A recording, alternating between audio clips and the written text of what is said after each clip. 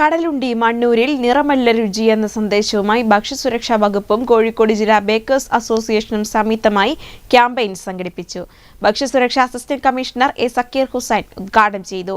ഭക്ഷ്യവസ്തുക്കളിൽ അമിതമായ അളവിൽ നിറങ്ങൾ ചേർക്കുന്നത് കുട്ടികളിൽ വൈകല്യം സൃഷ്ടിക്കാൻ കാരണമാകുമെന്ന് അദ്ദേഹം പറഞ്ഞു. ഭക്ഷ്യവസ്തുക്കളിൽ അമിതമായ അളവിൽ നിറങ്ങൾ ചേർക്കുന്നത് കുട്ടികളിൽ വൈകല്യം സൃഷ്ടിക്കാൻ കാരണമാകുമെന്ന് ഭക്ഷ്യസുരക്ഷാ assistant commissioner A Sakeer Hussain പറഞ്ഞു.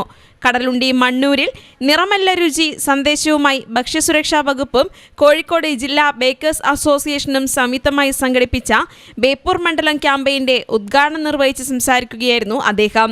നിറങ്ങളുടെ അതിപ്രസരം ഗുരുതരമായ ആരോഗ്യ പ്രശ്നങ്ങൾ ഉണ്ടാക്കുമെന്നും ഇക്കാര്യത്തിൽ പൊതുജനങ്ങൾക്കിടയിൽ വിപുലമായ ബോധവൽക്കരണം ആവശ്യമാണ്. ഭക്ഷണം തന്നെ ഔഷധമാകണമെന്നും അദ്ദേഹം പറഞ്ഞു. ഒരു സാധ്യത നമ്മൾ കാണുന്നുണ്ട്. അതോടൊപ്പം തന്നെ ഈ കൃത്രിമ നിറം ഉണ്ടാക്കുന്ന കെമിക്കൽ പലപ്പോഴും അലർജി ഉണ്ടാക്കുന്നവയാണ്.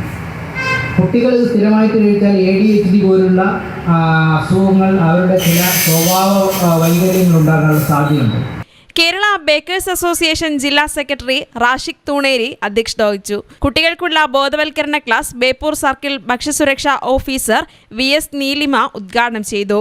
കടലുണ്ടി ഗ്രാമപഞ്ചായത്ത് ആരോഗ്യ standing committee chairperson T Sushma, Elathur circle ഭക്ഷ്യസുരക്ഷാ ഓഫീസർ AC റിസ്ന തുടങ്ങിയവർ സംസാരിച്ചു. News bureau, Feroke.